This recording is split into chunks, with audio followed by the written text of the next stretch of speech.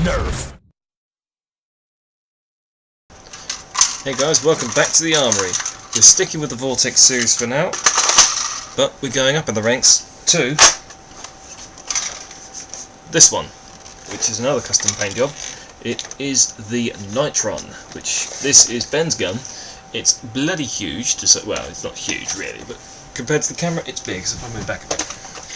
It is the assault rifle version of the Nitron series. As you can see, the scope, it has 3 settings. It has fast, slow and constant, which is fine, but we don't need that right now, so I can go over there.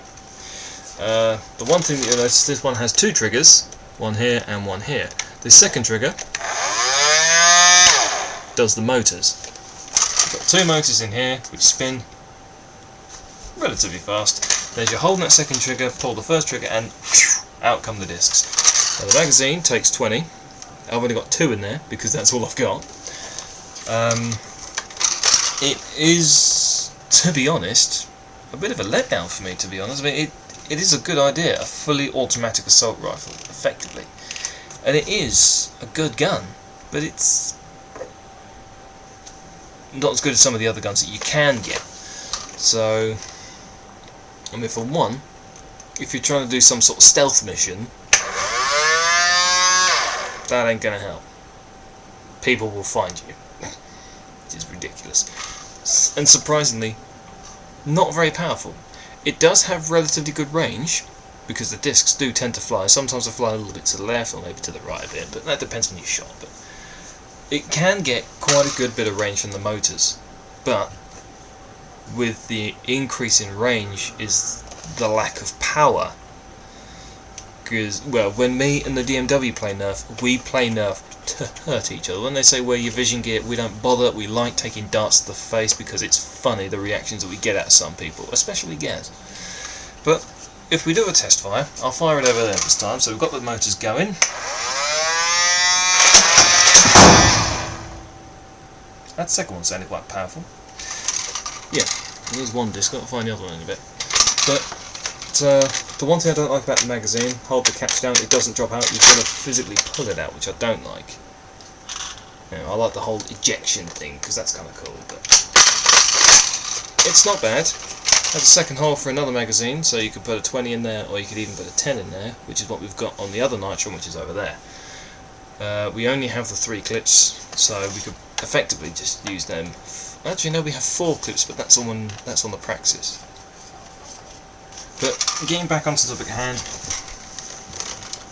for a fully automatic gun, it is pretty good, and that's probably a little bit more powerful than I actually remember. But it is good. It is definitely one that you can probably buy and thoroughly enjoy using. I do. I was like sitting there just aiming it at my friend Matthew, holding the motor trigger down and hearing them go, and he's sitting there cowering by the TV. It's quite funny. But it is one that you could probably buy and have so much fun with. It really is a good gun, but it's just not what I would class as really good. Plus, it's incredibly heavy here. It's got 6 C batteries in here. So I think they're C's. Yeah, they're C batteries. And the stock is so incredibly heavy, it's ridiculous. I mean, eventually, you know, if you're trying to hold it with one arm, it's difficult. It's going to throw your aim off a little bit because its weight is ridiculous. It is a heavy gun. Generally, assault rifles are, I suppose, but for a Nerf gun, the stock is incredibly heavy with the weight of the batteries. So if they had them in the middle, it wouldn't be so bad, but then they'd have to try and figure out what to do with, you know, so many problems. So they bone them in the back. And for a stationary gun, not a problem, but for an assault rifle, it's a bit stock heavy.